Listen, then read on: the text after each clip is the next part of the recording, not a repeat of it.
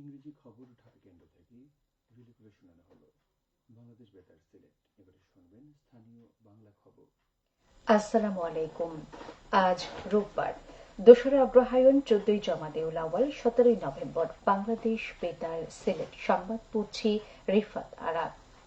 আদিগন্ত মাঠ জুড়ে এখন হলুদে সবুজে একাকার, নয়নাভিরাম অপরূপ প্রকৃতি।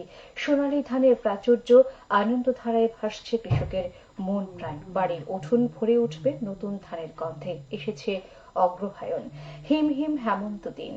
হেমন্তের প্রাণ নবান্ন ছিল গতকাল।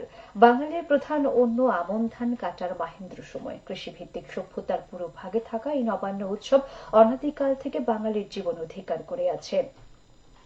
নতুন ধান থেকে পাওয়া চালে হয় নবান্ন উৎসব। হিন্দু লোককথায় এই দিনকে বলা হয়ে থাকে বার্ষিক মাঙ্গলিক দিন। নতুন আমন চালের ভাত, বিবিধ ব্যঞ্জনে অন্নাহার, পিঠে পুলির উৎসবের আনন্দে মুখর হয় জনপদ। সারা দেশের মতো সিলেটেও অগ্রহায়ণের প্রথম দিনে নবান্ন উৎসবের আয়োজন করা হয়েছে। বিভিন্ন জায়গায় বসেছে গ্রামীণ মেলা। আন্তর্জাতিক সহনশীলতা দিবস ছিল গতকাল। ১৯৯৬ সাল থেকে এই দিবসটি পালিত হয়ে আসছে। দিবসটি উদযাপনের উদ্দেশ্য হল সহনশীলতার নীতি সম্পর্কে মানুষের মধ্যে সচেতনতা তৈরি করা। দিনটি পালিত হয় অন্যের সংস্কৃতি, ধর্ম এবং ঐতিহ্যকে সম্মান করার এবং সমাজে অসহিষ্ণুতা ও বৈষম্যের ঝুঁকি অনুধাবন করার জন্য। ১৯৯৫ সালের ১৬ই নভেম্বর ইউনেস্কোর সদস্য রাষ্ট্রগুলো সহনশীলতা নীতির ঘোষণাপত্রটি সর্বসম্মতিক্রমে গ্রহণ করে। ওই ঘোষণায় মানুষকে সহনশীলতার মূল্যবোধ ও গুরুত্ব সম্পর্কে সজাগ করার জন্য এ বিষয়ে একটি আন্তর্জাতিক দিবস উদযাপনের আহ্বান জানানো হয়।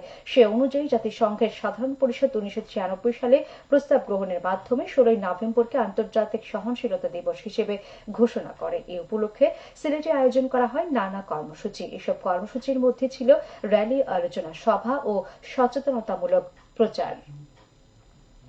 প্রাথমিক ও গণশিক্ষা মন্ত্রণালয়ের উপদেষ্টা ডাক্তার বিধান রঞ্জন রায় পোদ্দার সিলেট বিভাগের ৪ জেলা সফরের উদ্দেশ্যে গতকাল সিলেটে এসেছেন।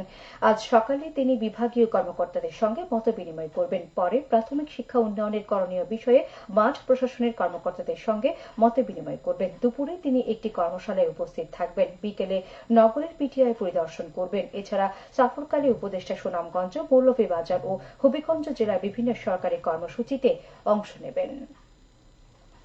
মাওলানা আব্দুল হামিদ খান ভাসানীর ৪৮তম মৃত্যুবার্ষিকী আজ। তিনি ১৮৮০ সালের ১২ই ডিসেম্বর সিরাজগঞ্জের চারাধানগড়া পল্লীতে জন্মগ্রহণ করেন। মাওলানা আব্দুল হামিদ খান ভাসানী ছিলেন বিংশ শতাব্দীর ব্রিটিশ ভারতের অন্যতম তৃণমূল রাজনীতিবিদ ও গণ আন্দোলনের নায়ক, যিনি জীবদ্দশায় ১৯৪৭-এ সৃষ্ট পাকিস্তান ও ১৯৭১-এ প্রতিষ্ঠিত বাংলাদেশের রাজনীতিতে বিশেষ গুরুত্বপূর্ণ ভূমিকা পালন করেছেন। তিনি বাংলাদেশের মানুষের কাছে মজলুম জননেতা হিসেবে সমধিক পরিচিত।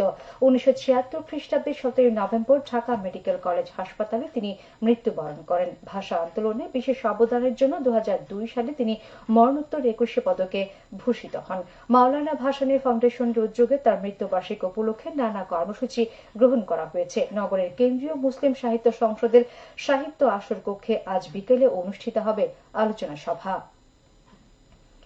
নিরাপদ অভিবাসন বিষয়ক প্রচার ও দক্ষতা উন্নয়ন শীর্ষক সেমিনার অনুষ্ঠিত হয়েছে গতকাল মৌলভীবাজারে।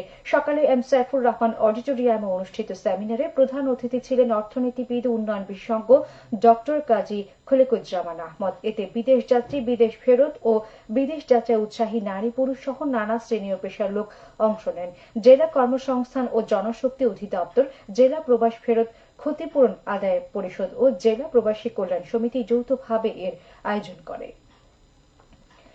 সিলেটে গত এক সপ্তাহে সীমান্তের বিভিন্ন এলাকায় অভিযান চালিয়ে প্রায় ৩.৫ কোটি টাকার ভারতীয় চোরাই পণ্য জব্দ করেছে বিজিবি। এসব অভিযান চালায় বিজিবির ৪৮ ও ১৯ ব্যাটালিয়ন। বিজিবি জানায়, দুদিনে সিলেট ও সুনামগঞ্জ সীমান্তবর্তী এলাকায় সিলেট ব্যাটালিয়ন ৪৮ বিজিবির পৃথক অভিযানে ভারতীয় পণ্য ও পাথর উত্তোলনকারী নৌকা সহ ২,৩৭,০০,০০০ টাকার মালামাল জব্দ করা হয়েছে। মৌলভীবাজার সদর উপজেলার বিরাইমাবাদ সরকারি প্রাথমিক বিদ্যালয়ের একাডেমিক ভবন নির্মাণ কাজ শেষ হয়েছে। এতে ব্যয় হয়েছে প্রায় ১,২০,০০,০০০ টাকা। ভবনটি নির্মিত হওয়ায় শিক্ষার্থীদের পাঠদান সহ অন্যান্য সুযোগ সুবিধা বৃদ্ধি পেয়েছে। এলজিইডি তা বাস্তবায়ন করেছে। এবারে শুনুন কৃষি সংবাদ। বন্যায় ক্ষতিগ্রস্ত ক্ষুদ্র ও প্রান্তিক কৃষকদের মধ্যে বিনামূল্যে শীতকালীন সবজি সহ অন্যান্য ফসলের বীজ ও নগদ অর্থ প্রদান করা হয়েছে গতকাল মৌলভীবাজারের রাজনগর উপজেলা পরিষদে।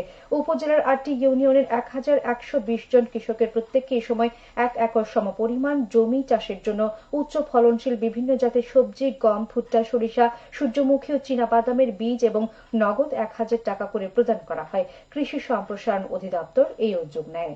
সবশেষে আবহাওয়া। আজ বেলা 1টা পর্যন্ত পূর্বাভাসে বলা হয়েছে সিলেট সহ পার্শ্ববর্তী এলাকার জন্য কোনো সতর্কবাণী নেই এবং কোনো সংকেত দেখাতে হবে না। আজ সিলেটে সূর্যোদয় হয়েছে 6টা বেজে 11 মিনিটে এবং সূর্য অস্ত যাবে সন্ধে 5টা বেজে 4 মিনিটে। সংবাদ শেষ হলো। আমাদের পরবর্তী স্থানীয় সংবাদ প্রচারিত হবে দুপুর 1টা বেজে 5 মিনিটে।